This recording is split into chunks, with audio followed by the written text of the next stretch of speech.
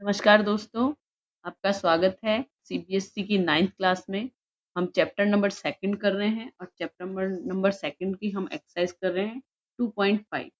चलिए स्टार्ट करते हैं। क्वेश्चन देखिए, a learning platform charge a fixed monthly fee and additional course per digit learning module exist. A student observe that when the exist 10 modular her bill was 400. When she accessed 14 modular, her bill was 500 rupees. If the monthly bill Y depend on the number to modules accessed X, according B, the relation Y, इसमें relation दे रखा है Y is equal to AX plus B. Find the value of A and B. हमको A और हमको B की value निकालनी। मतलब ये क्वेश्चन दिखने में बहुत बड़ा है लेकिन बहुत सिंपल सी चीज पूछी है कि है ना, एक प्लेटफॉर्म है जो जिसमें फिक्स मंथली चार्ज है और एक जो चार्ज है वो आप जितने मॉड्यूल्स खरीदते हो ना उसका है। तो फिक्स मंथली चार्ज और जितने जैसे है ना, एक स्टूडेंट है उसने 10 मॉड्यूल्स खरीदे और उसका बिल जो था वो 400 रुपीज था, मतलब 400 रुपीज की खरीदे। फिर when see the access 14 module, फिर उसने 14 मॉड्यूल खरीदे, उसका बिल जो था वो 500 था। ठीक है।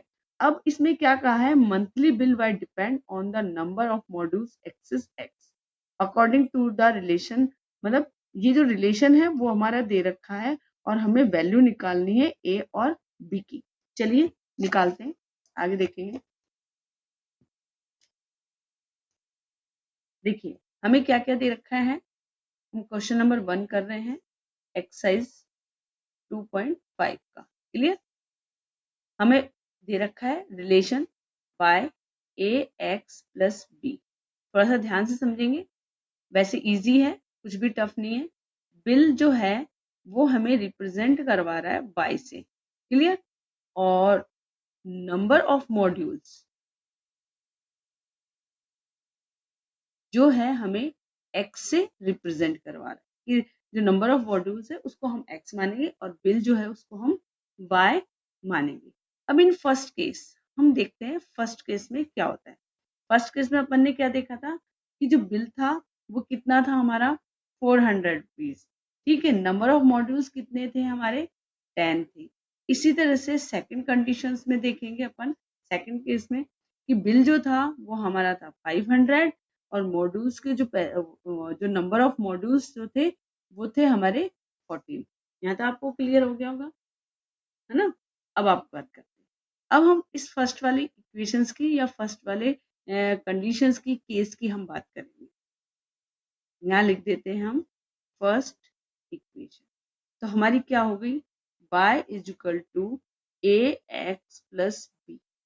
अब हमें कुछ भी नहीं करना है, जो जो वैल्यूज दे रखी है उन वैल्यू के अंदर हमें नंबर जो है वो पुट करने।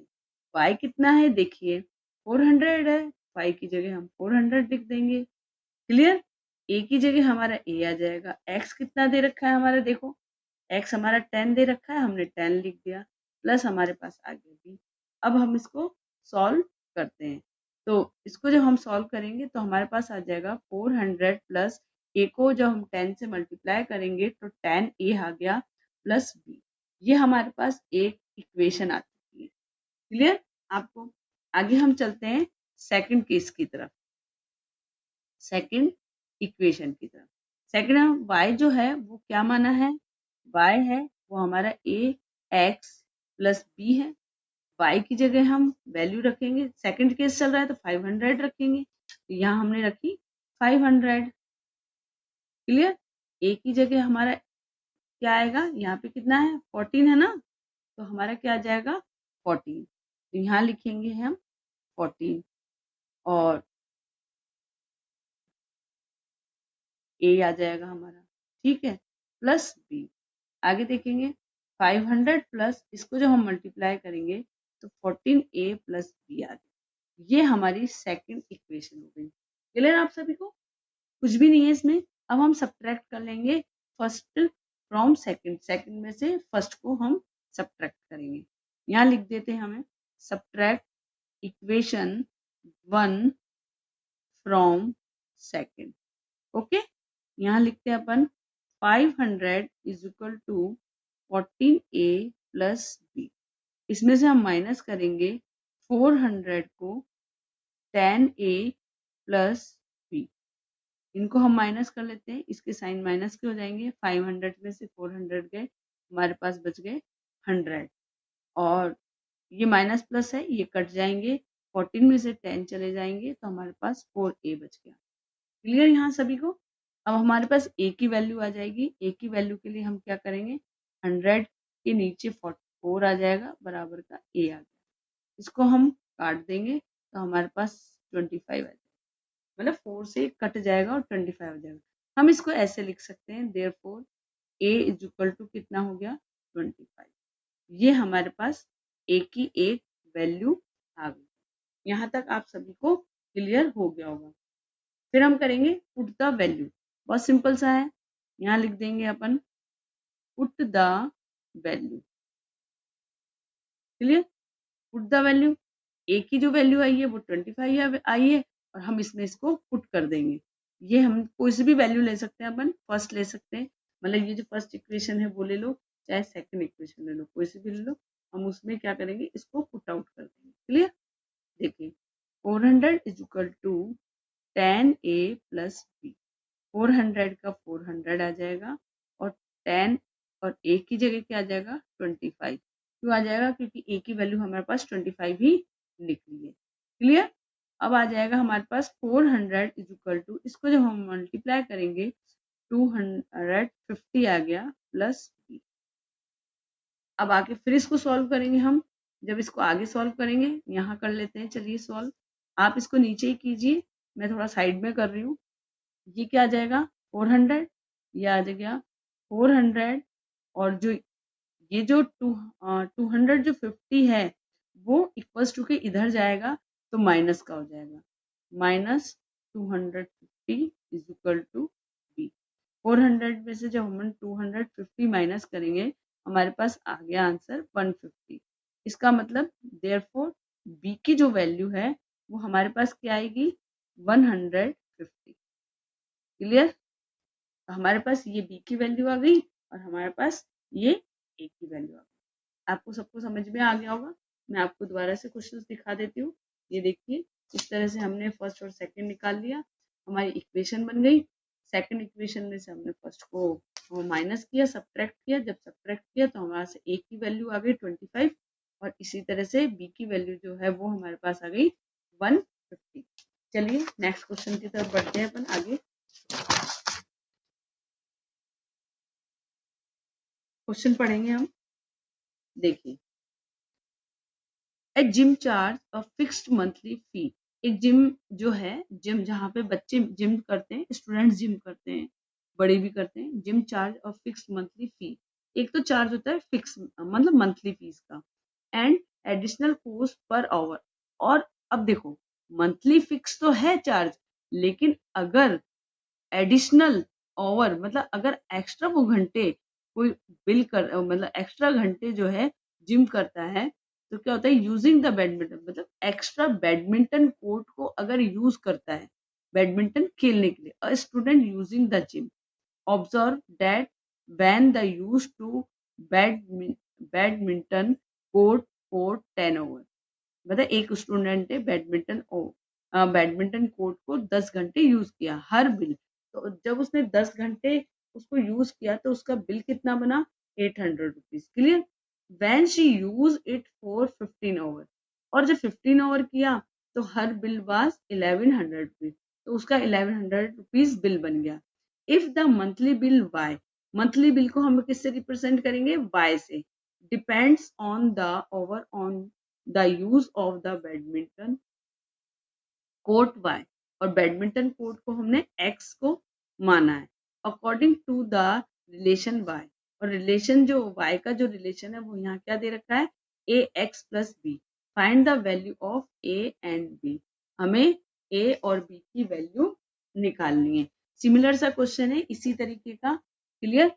हम पहले बिल को देखते हैं। क्वेश्चन नंबर 2 कर रहे हैं हम। जो बिल है हमारा, उसको क्या माना गया है, उसको वाई माना गया है, और ओवर्स है, ठीक है। अब फर्स्ट की बात करते हैं अपन। फर्स्ट जो बिल था वो हमारा 800 रुपीज का था और ओवर्स घंटे जो थे हमारे 10 थे। क्लियर आप सभी को? आगे देखेंगे, सेकंड में देखेंगे, सेकंड कंडीशंस में कि जो बिल था वो हमारा था 1100 का और घंटे जो थे हमारे 15 आवर थे। क्लियर? अब y की वैल्यू जो थी वो क्या दे रखी है, रिलेशन जो दे रखा है वो दे रखा है y is equal to ax plus b। y की जगह हम 800 लिख देंगे क्योंकि अपन क्या कर रहे हैं, फर्स्ट वाला कर रहे हैं, फर्स्ट वाली केस कर रहे हैं ना। तो 800 इज इक्वल टू a की जगह a आ जाएगा, x की जगह हमारी 10 आ जाएगा प्लस b आ गया। क्लियर? जब हमने इसको सॉल्व किया तो 800 ये आ गया 10a प्लस ये आ गया b। ये हमारी एक इक्वेशन रेडी हो गई है। क्लियर? आगे देखेंगे अब इसी तरह से, जब ये तो हमने किया है फर्स्ट का, अब हम करेंगे सेकंड का। सेम वही कि y की हमने यहाँ पर रिलेशनशिप रख दी है, y की जगह हम वैल्यू रख देंगे सेकंड वाली। क्लियर?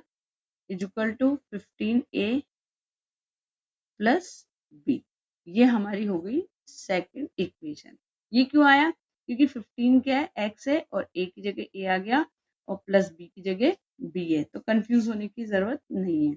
अब हम यहाँ लिखेंगे subtract equation first from second. Clear?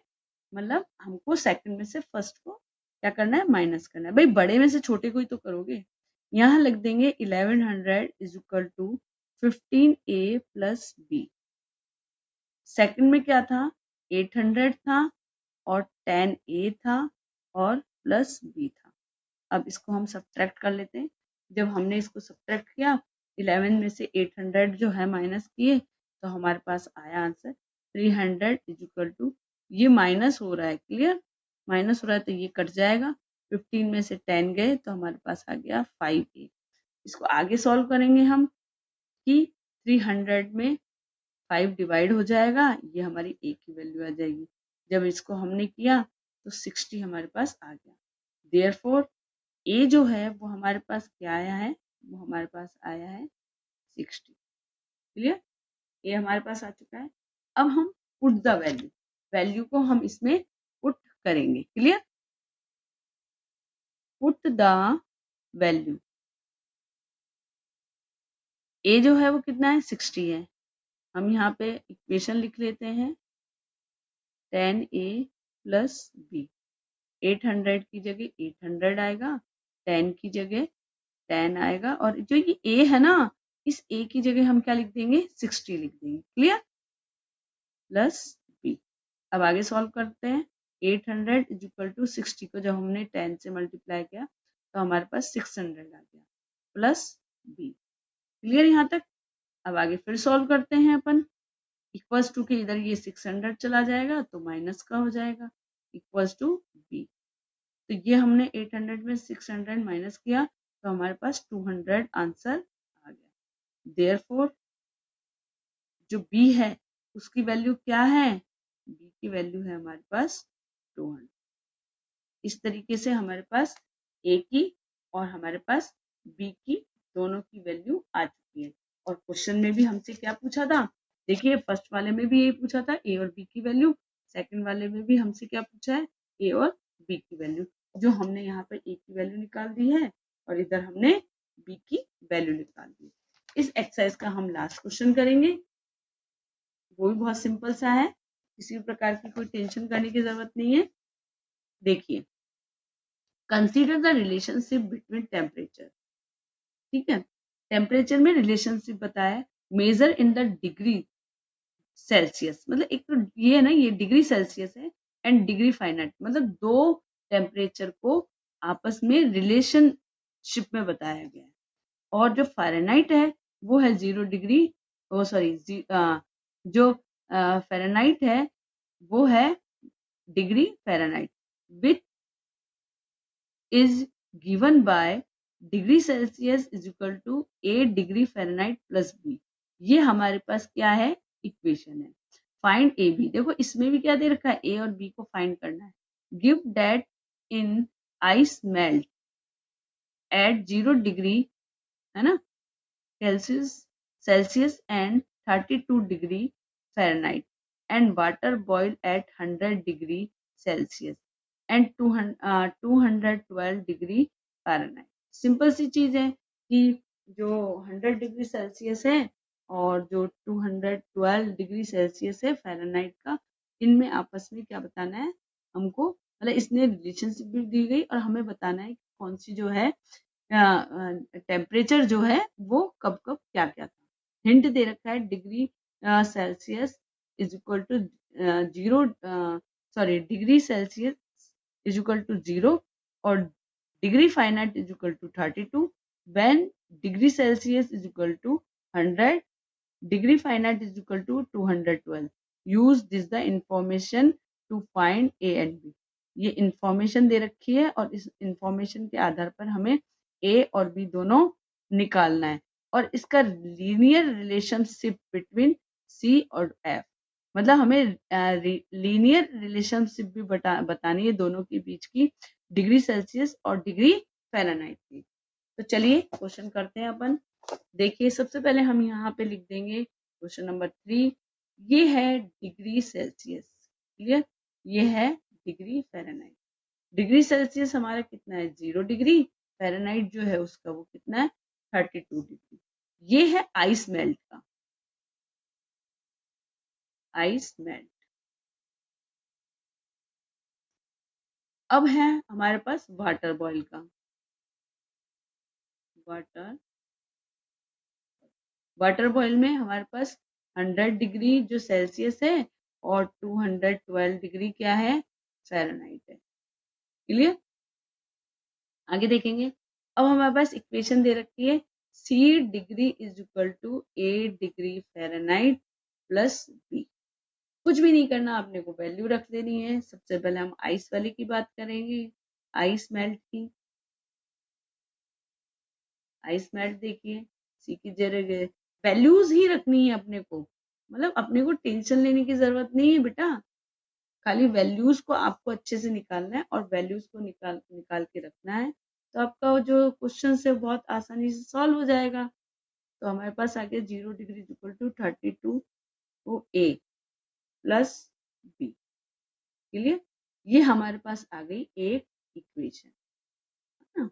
अब आगे देखेंगे वाटर बॉईल का निकालेंगे, ये तो हमने आइस मेल्ट का निकाला है, अब निकालेंगे वाटर बॉईल,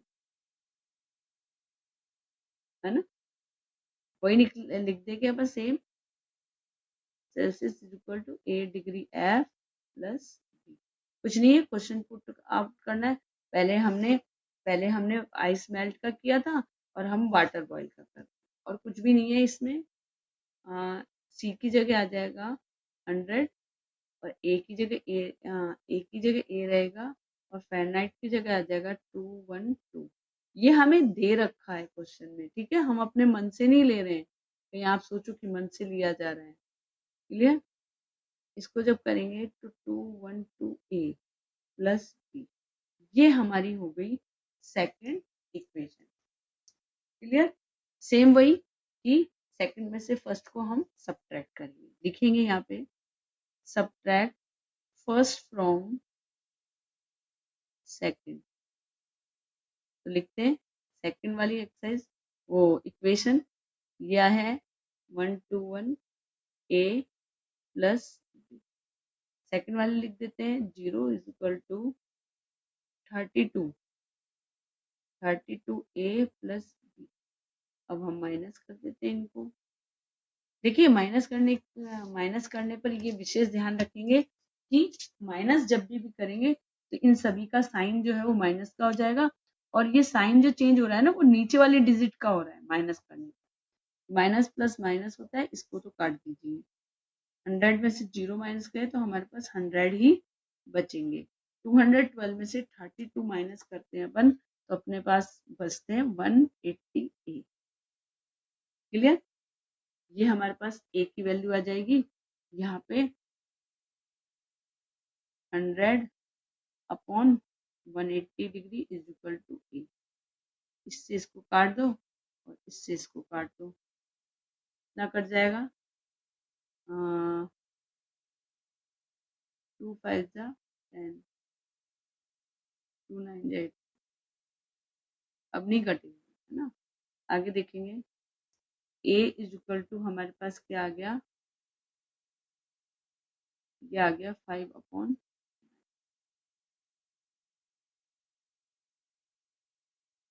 क्लियर आपको। तो हमारे पास यहाँ पर a की वैल्यू आ चुकी है, therefore a is equal to 5/9। अब हमें कुछ भी नहीं करना, जो हमारी a की वैल्यू आई है ना उसको हमें पुट आउट करना है, तो यही कर लेते हैं अपन, पुट द वैल्यू। देखो मैं तो यही कर रही हूँ, लेकिन आप जो है इसके a की जो वैल्यू निकली ना उसके नीचे ही करेंगे, क्लियर, ये ध्यान रखेंगे। a इज इक्वल टू 5/9 है, इक्वेशन लिख देते हैं 32a प्लस b, ये हमारी इक्वेशन हो गई फर्स्ट, क्लियर। अब हम वैल्यू को सॉल्व करेंगे, ये हो गया 32, a की जगह वैल्यू आ गई 5/9 प्लस b हो गया। अब फिर आगे करेंगे तो हमारे पास हो जाएगा, इसको हम मल्टीप्लाई करेंगे 32 को इससे, तो ये आ गया 160/9 प्लस b ना। अब आगे देखिए, ये हो जाएगा देयरफॉर 169 इज इक्वल टू, ये हमारा आंसर हो गया। अब हम क्या करेंगे, आंसर तो आ गया अपना, मतलब b की वैल्यू तो आ गई अपनी। अब अपन आगे जो हमारी इक्वेशन दी है उसमें हम इसको रख के सॉल्व करेंगे।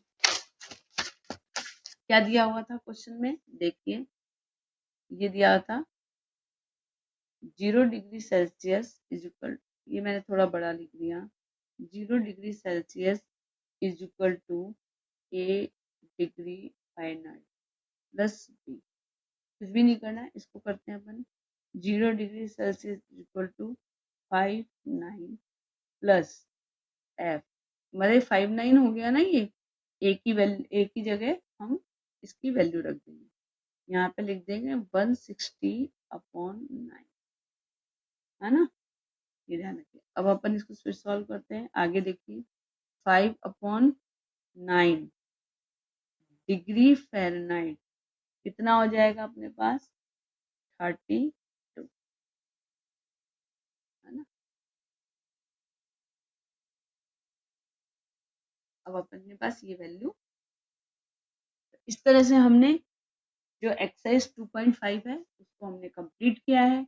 उम्मीद है आप सभी को बहुत अच्छे से समझ में आ गई होगी। मेरी कोशिश रही है कि मैं बहुत आसान और सरल तरीके से आपको समझाऊं। प्लीज़ आप मेरे चैनल को लाइक और सब्सक्राइब ज़रूर ज़रूर कीजिए, जिससे मुझे भी मोटिवेशन मिलता रहे। हम फिर मिलेंगे इसकी नेक्स्ट एक्सरसाइज के साथ। Okay, bye bye.